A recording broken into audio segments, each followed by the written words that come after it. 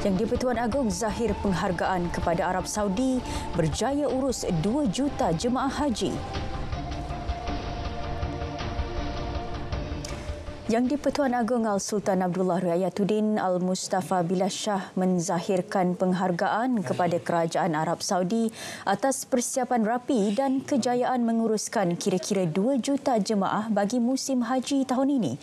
Titah penghargaan dan terima kasih itu dizahirkan semasa pertemuan dengan Putera Mahkota dan Perdana Menteri Arab Saudi Putera Mohammed bin Salman di Majlis Jamuan Teh Petang yang dianjurkan Putera Mohammed di Mina. Istana Negara dalam catatan di Facebook juga memaklumkan Al-Sultan Abdullah turut menzahirkan setinggi-tinggi penghargaan kepada Kerajaan Arab Saudi atas kesudian menerima 31,000 jemaah Malaysia dan kemudian tambahan seramai 1,000 lagi untuk mengerjakan haji tahun ini. Selain turut menzahirkan ucapan terima kasih kerana menaja 300 pelajar Malaysia melanjutkan pengajian mereka di pelbagai tahap dan bidang pengajian di Arab Saudi. Baginda dan Raja Pemaisuri Agong Tunku Azizah Aminah Maimunah Iskandariah dijangka tiba di Kompleks Bunga Raya Lapangan Terbang Antarabangsa Kuala Lumpur KLIA Sepang hari ini. Yang di-Pertuan Agong juga menzahirkan rasa syukur kehadrat Allah Subhanahu Wa Taala kerana dengan keizinannya Baginda dan Raja Pemaisuri Agong dikurniakan keafiatan untuk menyempurnakan rukun Islam kelima itu dengan lancar.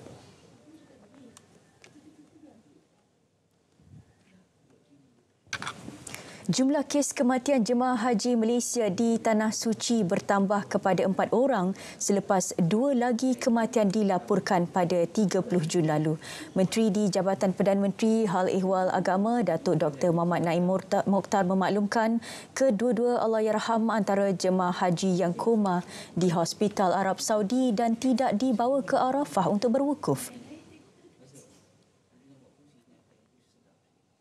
Ini adalah merupakan seorang jemaah lelaki berusia 72 tahun dan punca kematian adalah disebabkan jangkitan kuman pada paru-paru.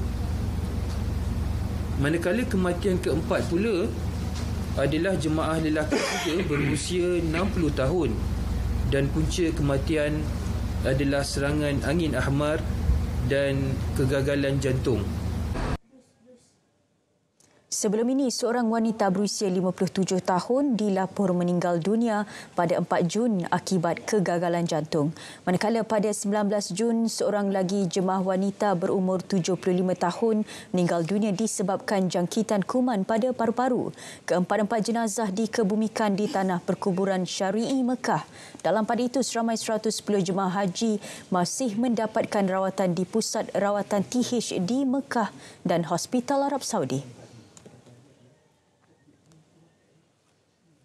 Sebanyak 5.1 juta pengguna lebuh raya didapati menggunakan jalan raya di musim Hari Raya Aidiladha ini. Dan hari ini cuti Hari Raya Aidiladha hampir tamat. Kita ikuti laporan perkembangan trafik negara bersama Suhail Muhammad Nur.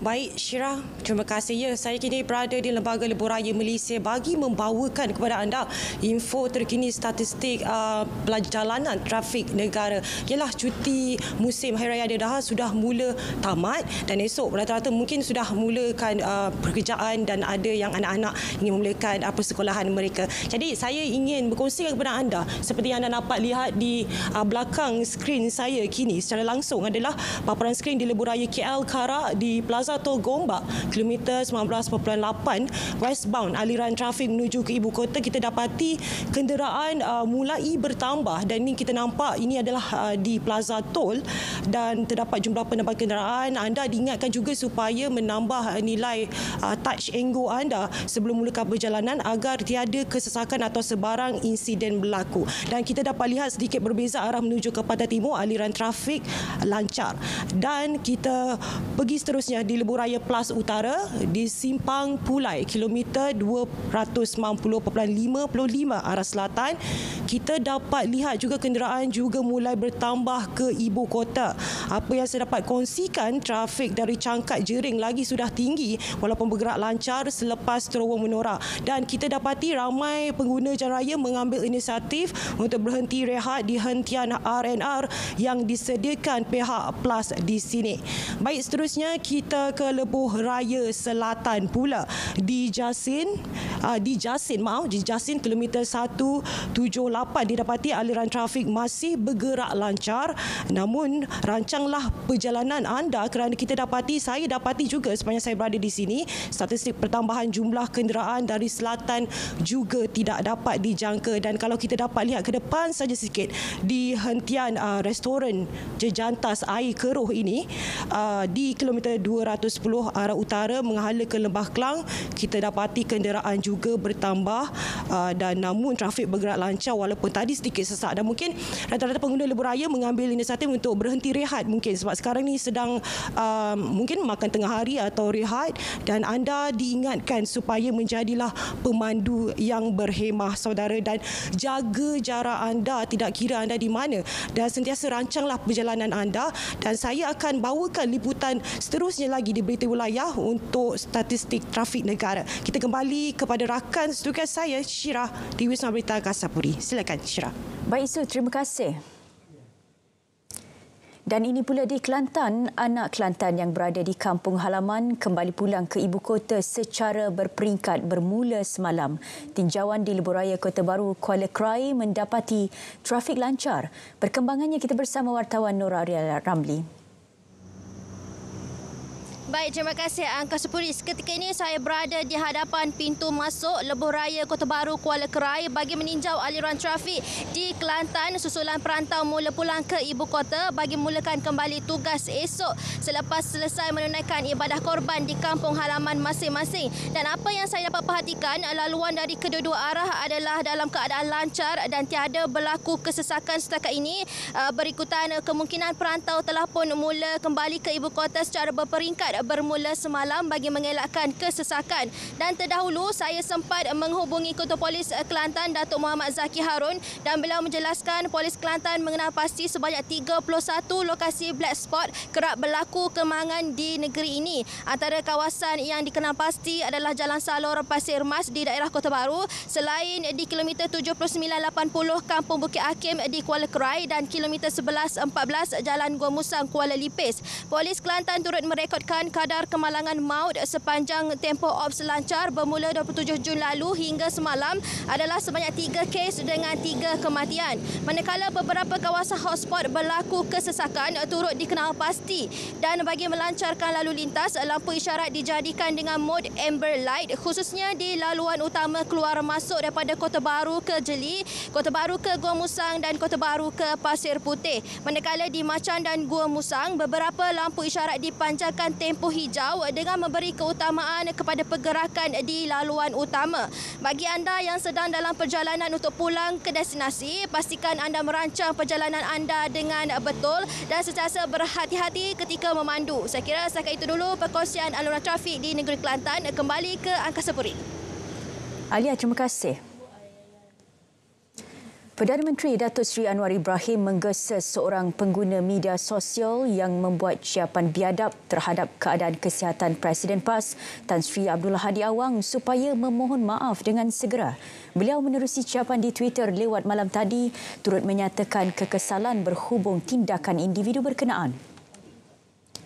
Akaun Twitter Zakia Mani menerusi ciapannya semalam mendoakan Tan Sri Abdullah Hadi yang dilaporkan sedang mendapat rawatan di hospital supaya diambil nyawanya. Lelaki itu turut berharap perkara yang sama berlaku kepada bekas Perdana Menteri Tun Dr. Mahathir Mohamad.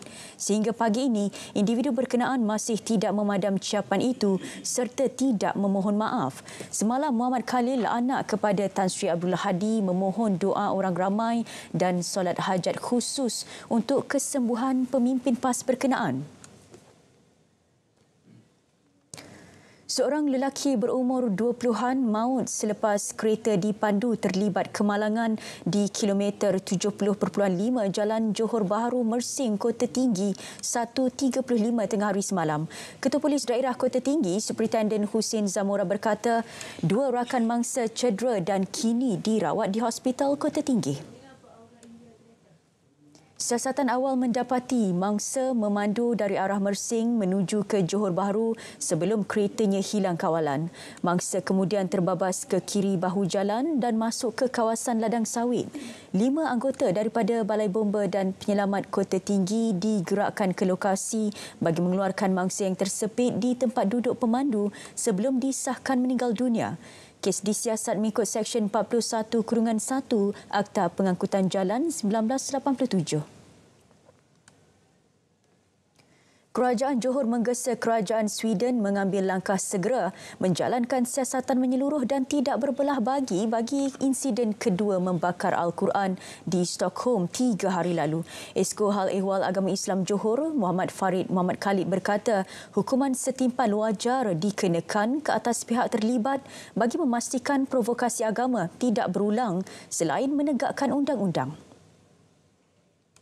Beliau juga menggesa Sweden meminda undang-undang sedia ada untuk menyekat dan menghalang provokasi agama bagi mewujudkan nilai toleransi dan hormat kepada agama di negara itu.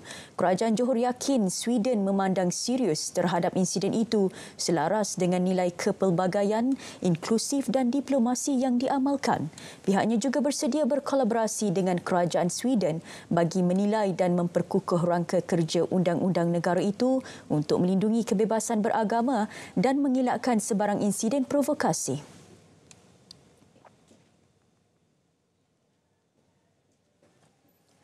Penglibatan masyarakat setempat dalam program Rewang dan Kenduri Sekampung Dun Tanjung Sepat memperlihatkan semangat kita Selangor. Perinciannya bersama Zana Riah Zainal Abidin. Zana? Baiklah, terima kasih rakan setugas. Saya ketika ini berada di Kampung Batu Laut di Kuala Langat ini dan untuk itu saya bersama dengan Datuk Menteri Besar Selangor, Datuk Seri Amiruddin Syari. Nak tahu buat apa saya kat sini? Kita bersama dengan Datuk Seri. Assalamualaikum Datuk Seri. Waalaikumsalam warahmatullahi wabarakatuh. Datuk Seri, mengenai program pada hari ini, bagaimana Datuk Seri melihat pelibatan RTM sendiri turun padang ke sini, impaknya kepada rakyat di Selangor dan juga negeri? Alhamdulillah, saya percaya RTM mampu menawarkan atau mempamerkan apakah yang berlaku dalam komuniti dan ini akan meningkatkan lagi keyakinan serta pengetahuan rakyat tentang apa yang berlaku dalam negeri kita. Program hari ini, Rewang Sekampung, adalah program kita di banyak tempat dan kali ini sampai di kawasan Batu Laut ataupun di daerah Sepang ini dan kita berharap agar ia dapat berkongsi resepi, suasana yang berbeza dengan tempat-tempat yang lain dan ini akan menambahkan lagi kebersamaan di kalangan masyarakat warga di negeri kita. Datuk Seri sendiri juga pada idea Adha ini juga turun padang melihat program korban sendiri kan. Bagaimana Datuk Seri melihat pelibatan orang muda itu sendiri dalam menyumbang tenaga dalam ibadah korban ini? Alhamdulillah, rata-rata di banyak tempat, lokaliti, kawasan, masjid yang saya hadiri, penglibatan anak-anak muda itu sangat menggalakkan. Maknanya kalau saya boleh ukur, seanggaran saya dalam sekitar 30-40% adalah di kalangan anak-anak muda sendiri di bawah 35 tahun yang terlibat dengan aktiviti korban dan ini sangat mengujakan dan ini satu petanda signal bahawa kita mampu mendepani masa depan dengan lebih baik dengan keterlibatan anak muda yang mampu terlibat dengan komuniti, rasa bertanggungjawab, ingin bersama-sama dengan aktiviti kemasyarakatan dan aktif bergerak, maknanya bukan hanya pasif, sebaliknya aktif terlibat dengan kegiatan-kegiatan bersama dengan komuniti. So masa depan kita insya-Allah sangat cerah dengan adanya kelompok muda yang aktif dan produktif seperti ini. Datuk Seri, bagaimana nak terapkan slogan kita Selangor dalam kalangan warga muda itu sendiri melalui program-program seperti ini? Ya, kita Selangor tu dilahirkan dengan semangat agar kita memahami apakah keunikan dan apakah kekuatan kita. Jadi semangat itulah yang saya selalu sebutkan dengan aktiviti seperti ini dan aktiviti-aktiviti lain sama ada sukan, kebudayaan dan sebagainya akan menjadi platform untuk mereka memahami semangat kita yang produktif, yang cergas, yang hormat menghormati, beradab, tetapi juga seorang yang sangat terbuka dengan persekitaran ataupun dengan pembaharuan yang ada. So ini nilai-nilai yang saya selalu sebutkan harus menjadi nilai dan jati diri Selangor yang boleh dianggap sebagai semangat kita Selangor. Terima kasih Datuk Seri kerana sudi bersama dengan kami dalam N1. Untuk itu setakat ini dulu laporan saya, kembali bersama rakan tugas. Silakan. Zana, terima kasih. Memasuki hari keempat Aidiladha, ibadah korban terus dilaksanakan di Perlis. Ini termasuk UMNO bahagian Kangar menerusi program korban perdana melibatkan 5 kawasan Dewan Undangan Negeri DUN iaitu Bintong, Sena, Indra Kayangan, Kayang dan Kuala Perlis. Program ini sebenarnya program tahunan saya sejak 5-6 tahun lepas. Alhamdulillah, dan ia konsisten sampai sekarang dan kita teruskan. Dan kita berharap dari masa ke semasa, tahun depan, tahun-tahun seterusnya kita akan teruskan lagi program seperti ini. Especially di samping kita korban, kita makan, sunnahnya, kita tak lupa orang yang memerlukan di bawah. Beliau ditemui media dalam program berkenaan di Kampung Repuh Kangar. Ibadah korban turut dilaksanakan Pusat Giamara Perlis. Sebenarnya kita adakan sebagai satu program ibadah untuk mewujudkan ukhuwah dalam kalangan semua kaki tangan yang hadir bersama keluarga pada hari ini. Di samping itu juga merupakan satu program CSR di mana daging-daging korban ini nanti akan diagihkan kepada asnaf-asnaf di sekitar kawasan Arau dan Kangar.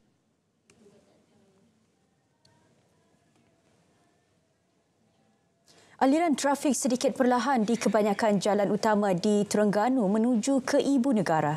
Bagi mengetahuinya, kita terus saja bersama rakan pelapor Siti Jamilah Hanim Jamil yang kini berada di Plaza Tol Kuala Terengganu di Bukit Gemuruh. Jamie? Ya, Syira. Terima kasih. Assalamualaikum. Salam Malaysia Madani. Untuk perkembangan terkini trafik di negeri Terengganu ini, saya bawakan langsung dari Tol Kuala Terengganu di Bukit Gemuruh ini. Dan kalau jika anda dapat saksikan di belakang saya ini, sebenarnya aliran trafik sedikit perlahan namun masih lagi berjalan dengan lancar. Dan menurut Ketua Polis Terengganu, Datuk Mazli Mazlan, bermula semalam, bermula sehingga 3 petang semalam sehingga 6 pagi tadi, sebenarnya kenderaan yang direkodkan memasuki tol ini untuk ke Ibu Negara merekodkan hampir 64,000. Itu peningkatan, iaitu berbanding sebelum Aidiladha hanya 61,000 kenderaan sahaja yang direkodkan keluar melalui Tol Gemuruh ini, di mana mereka melakukan perjalanan dari LPT1 untuk pulang ke Kelantan, ke Terengganu dan sebagainya. Dan keadaan ini, keadaan trafik yang sedikit berlaku peningkatan ini dijangka akan berterusan sehingga lewat petang ini. Dan sama-sama diingatkan kepada semua pengguna jalan raya agar memastikan top up touch and go mencukupi agar tidak berlaku kesesakan di Plaza Tol dan juga sentiasa berhati-hati semasa memandu. Syira, itu saja yang dapat saya kongsikan untuk berita tengah hari. Kembali semula pada anda, silakan.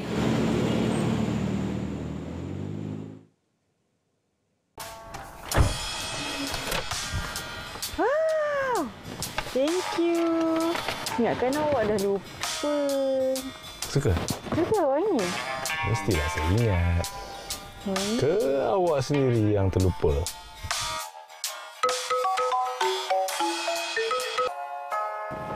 Hello, Assalamualaikum, Mak. Dah check dah tadi. Alhamdulillah, baby semua okey. Itulah, tapi...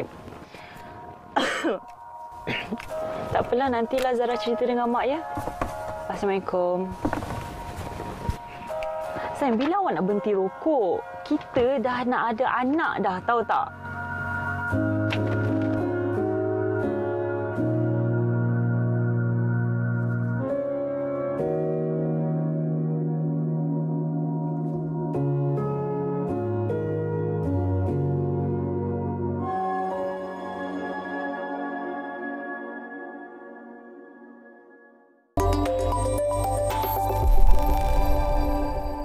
Pendaftaran bagi Persidangan Peralihan Tenaga Nasional Berhad TNB yang akan berlangsung di Pusat Konvensyen Kuala Lumpur pada 28 dan 29 Ogos 2023 kini dibuka. TNB dalam satu kenyataan berkata, persidangan 2 hari itu dijadualkan syarat dengan sesi percambahan minda dan mencerna pemikiran serta idea mengenai dasar tanpa sempadan, teknologi dan keupayaan yang diperlukan oleh peralihan tenaga serantau. Menurut TNB, ia bakal memaparkan dan mengupas tuntutan masyarakat antarabangsa yang terus mencari kehidupan lebih sejahtera melalui pembangunan mampan tenaga, pengangkutan dan perbandaran. Juga 2/3 manusia di dunia dijangka mendiami kawasan bandar menjelang 2050. Para pemimpin tempatan dan antarabangsa, pakar, pemain industri, penggubal dasar dan komuniti akan berhimpun untuk merumuskan penyelesaian dan strategi merangsang perubahan bermakna serta mempercepatkan peralihan tenaga yang berkesan. Kementerian Perdagangan Dalam Negeri dan Kos Sara Hidup KPDN melalui agensinya Suruhanjaya Syarikat Malaysia SSM mengumumkan inisiatif tambahan pengurangan kompaun. Ia bertujuan menyokong komuniti perniagaan dan korporat mengharuki fasa pemulihan masa kini. Inisiatif tersebut melibatkan pengurangan kompaun sebanyak 90% daripada nilai asal bagi Seksyen 68(2) dan Seksyen 68(3) Akta Perkongsian Liabiliti Terhad 2012 kepada pemilik perkongsian liabiliti terhad yang telah ditawarkan kompaun dan telah patuh. Inisiatif itu berkuat kuasa mulai esok hingga 31 Disember tahun ini. Ia bakal memanfaatkan 16,765 perkongsian liabiliti terhad. Selaras dengan usaha SSM untuk mendorong pematuhan perundangan di samping mewujudkan persekitaran perniagaan yang kondusif di Malaysia. Ia juga diharap dapat membantu komuniti perniagaan dan korporat untuk meneruskan perniagaan.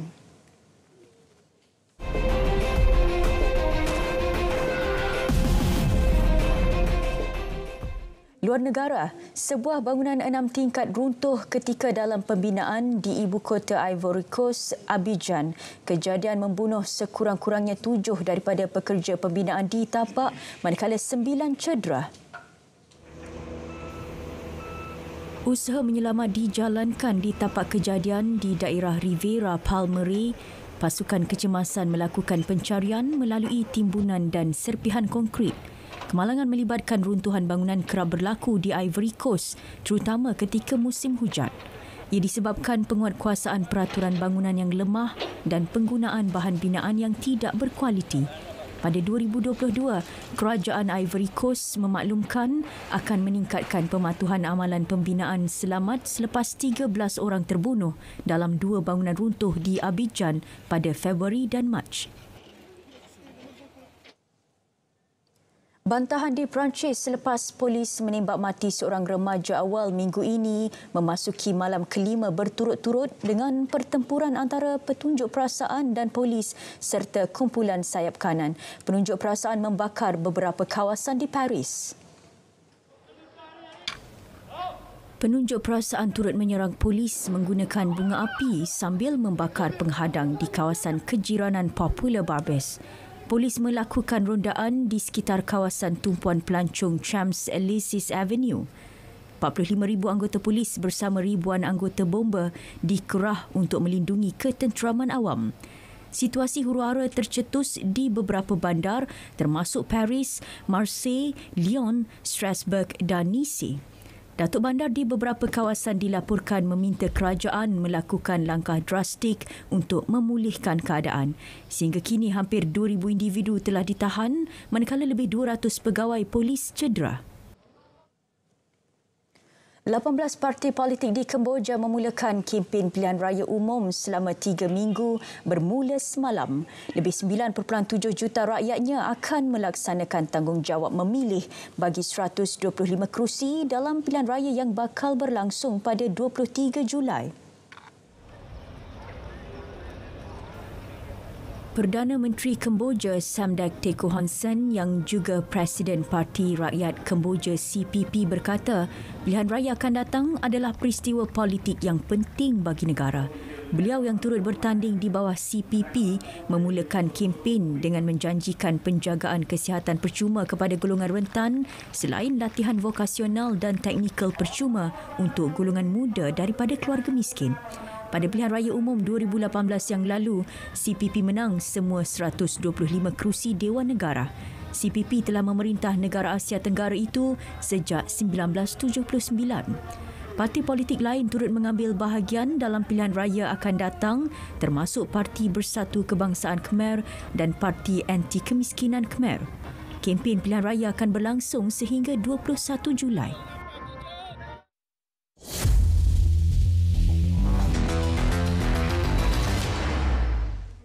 Beralih ke perkembangan sukan, pemain import baharu Selangor FC Richmond Boachi tidak sabar untuk bertemu dengan kelab Johor Darul Takzim JDT dalam saingan Liga Super. Boachi yang menyaksikan pasukan The Red Giants tewas 0-4 kepada JDT dalam saingan separuh akhir Piala FA percaya pasukannya hanya melakukan kesalahan kecil ketika tewas kepada Harimau Selatan. Because I was watching the game and we just made one or two mistakes, and the second half we were playing with them very good. So I think there was something small that made them beat us. I like to play against teams like this because that's when you score and you beat them, you go home, you feel really, really good. Hasrat Boachi mungkin tercapai bulan ini selepas Selangor dijadual bertemu JDT pada 29 Julai di Stadium Sultan Ibrahim, Johor Bahru. Pelari jarak jauh negara K. Prabudas memperbaharui rekod separuh maraton kebangsaan miliknya semasa kejohanan Gold Coast Marathon di Queensland, Australia semalam. Atlet kelahiran Negeri Sembilan itu menamatkan perlumbaan lebih 21 km dengan catatan masa 1 jam 6 minit 53 saat untuk berada di kedudukan ke-17. Dia yang kini berusia 33 tahun memperbaharui rekod kebangsaan 1 jam 7 minit yang dilakar semasa kejohanan Hokkaido Sapporo Marathon Festival di Jepun pada 2021. Lance Corporal Tentera Laut Diraja Malaysia TUDM sebelum ini memadamkan rekod kebangsaan 1 jam 7 minit 59 saat yang dipegang M. Arul Tevar selama 17 tahun. Bagi Prabudas, ini merupakan satu kejayaan yang cukup bermakna buatnya selepas 4 tahun menanti untuk kembali beraksi di kejohanan Gold Coast. Saingan dimenangi Brad Robinson yang berjaya mempertahankan kejuaraan dimenangi sebelum ini. Sedara, berita tengah hari berakhir di sini. Terus setia bersama Berita RTM untuk perkembangan sahih sepanjang masa. Salam Malaysia Madani, tikad perpaduan penuhi harapan. Assalamualaikum.